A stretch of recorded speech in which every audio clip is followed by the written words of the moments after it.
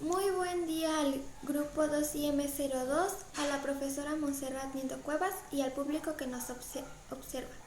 El día de hoy realizaremos mi equipo y yo la reseña crítica de la novela Nada titulada Significado.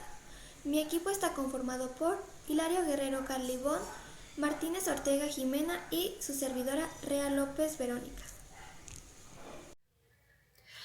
La novela Nada fue redactada por Jane Teller, una escritora danesa que nació el 8 de abril de 1964.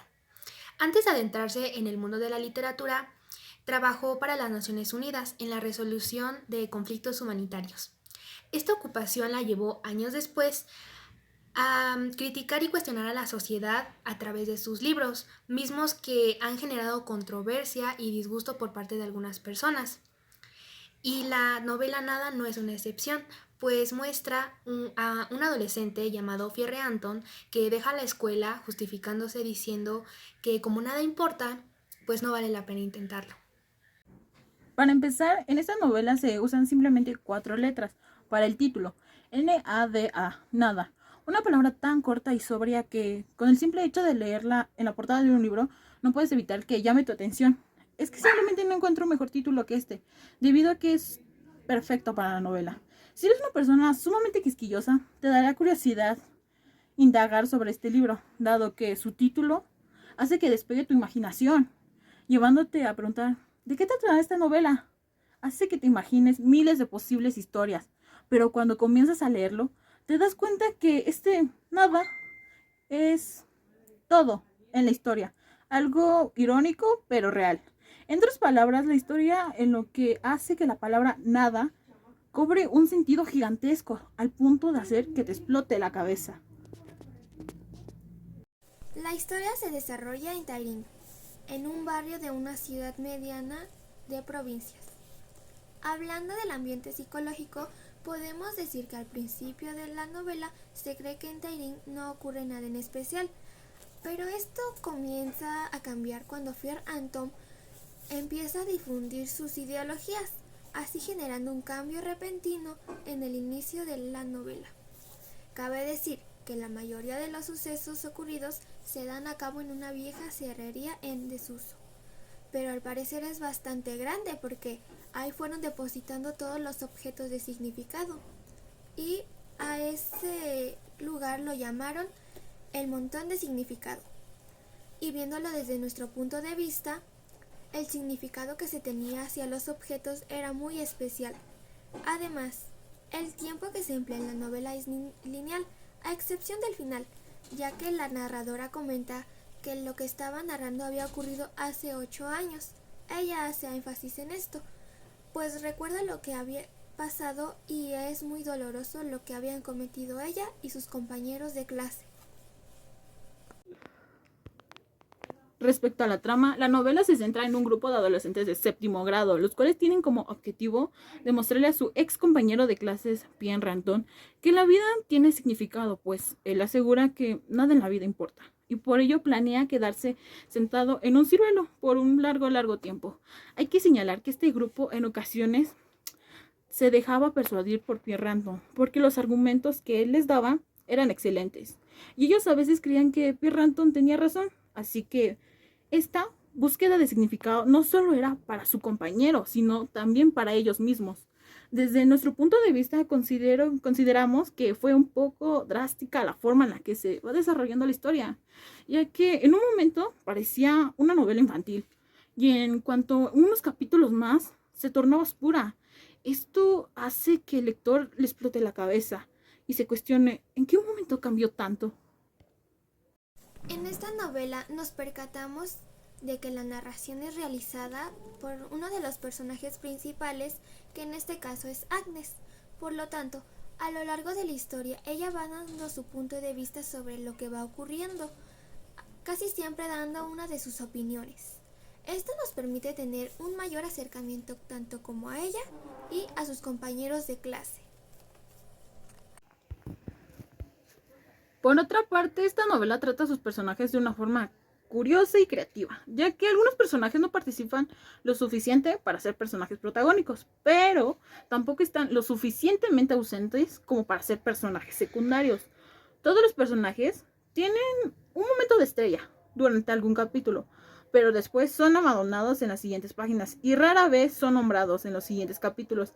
Además, hay que resaltar que a lo largo de la historia los personajes cambian rotundamente sus personalidades, de ser niños tranquilos, con vidas sencillas, pasan a perder esa característica principal de ser niño, la inocencia. Nos ha dado una gran reflexión la evolución de estos personajes, porque nos hace reflexionar que madurar no depende de la edad, sino de cómo actúas, cómo piensas, las experiencias, el dolor que has vivido, la forma en la que cambian cada uno de estos personajes va a depender de la situación que tuvieron que vivir para demostrar ese significado.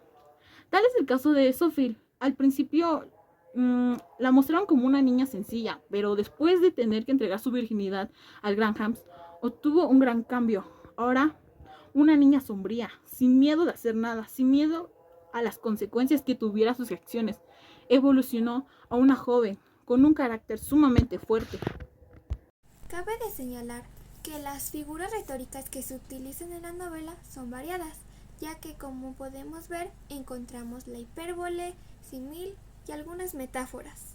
Algunos ejemplos de ellas son: ya no resbalaban lágrimas por sus mejillas, en su lugar sus ojos brillaban de rabia. En esta metáfora la podemos interpretar como es que Ricky Úrsula estaba demasiado alterada porque le habían cortado sus trenzas azules. Además, por esta furia que cargaba tenía la necesidad de vengarse con la siguiente persona. Pero como siempre, cuando nos sucede algo, se debe de obtener venganza por parte de otros. La siguiente. Había durado una eternidad y acabó en seco. En esta ocasión se utiliza una hipérbole, ya que exagera que había durado mucho tiempo la situación en donde le cortaban el dedo a Jan Johan, al igual que fue un hecho muy doloroso que parecía eterno, además que se terminó muy repentinamente. Y la última, los pupitres se hallaban colocados en dos hileras y filas rectas como de pasillo de hospital. La figura que se utiliza en este caso es la símil, porque compara la alineación de los pupitres con pasillos de hospital y, como sabemos, siempre están impecables y ordenados. Al analizar esta novela nos percatamos que el tema central es el afán e insistencia de cada persona por convencerse a sí misma sobre la importancia que tiene la vida, así como el propósito que tiene en ella. Y esto se ve claramente reflejado en Agnes, una de las protagonistas que, al sentirse amenazada por Fierre Anton y sus argumentos que recalcaban la inservible presencia de los seres humanos en el mundo, decide ponerle un alto, demostrándole a su compañero y a sí misma que ciertamente tiene un motivo por el cual estar en este mundo: convertirse en una persona famosa y destacada, para que la gente la observe y vea que realmente es importante. Por otro lado, nosotras vimos en Fierre Anton reflejada la obstinación que una persona puede llegar a tener, especialmente cuando es adolescente. En esta fase es cuando piensas que tienes la razón en absolutamente todo y no permites que ninguna otra idea entre en tu mente. ¿Y esto por qué sucede? ¿Por qué te aferras tanto a tus ideas sin escuchar razón alguna? Bueno, desde nuestra perspectiva, cuando eres adolescente trabajas arduamente en buscar el sentido de las cosas, incluso de tu misma existencia. Y cuando por fin lo hallas, sientes una gran satisfacción que imaginas que tu forma de pensar es la mejor y la correcta. Pero no es así, ya que a esa edad, entre los 14 y 15 años, aún eres inexperto y probablemente no piensas en las consecuencias o daños que pueden acarrearte dichos pensamientos. Otro aspecto que notamos, aunque en menor medida, fue la hipocresía y egoísmo que tenían los compañeros de Fierre Anton. Y el caso más evidente es el de Agnes. En una ocasión, Gerda le pide que entregue sus sandalias verdes para colocarlas en el montón de significado, pero ella se niega y argumenta que son sus favoritas y no pueden quitárselas. Su intento de convencer a sus compañeros es inútil y después se las arrebatan. Después de esto, Agnes comienza a sentir un gran rencor hacia Gerda, pero muestra todo lo contrario, pues dice: me costó 3 días en encontrar el punto débil de Gerda, y en esos 3 días fui terriblemente amable con ella. Con esto solo nos da a entender que realmente nunca la consideró una amiga, y al contrario, buscaba vengarse de ella, pero de una manera muy sutil. Y esto no está tan alejado de la realidad, pues cuántas veces nos cruzamos con personas que son doble cara. Aquellas que primero se muestran amables, dulces y cariñosas, que te dicen: me encanta nuestra amistad, eres muy especial para mí, pero después, detrás de tus espaldas, comienzan a hablar de ti frente a otras personas y te critican o te juzgan, diciendo: la verdad ni vale la pena estar con ella. Yo no estoy con ella porque quiero, sino por puro compromiso. Lamentablemente, este tipo de personas abundan, pero lo importante es distinguirlas y saber en quién confiar y en quién no.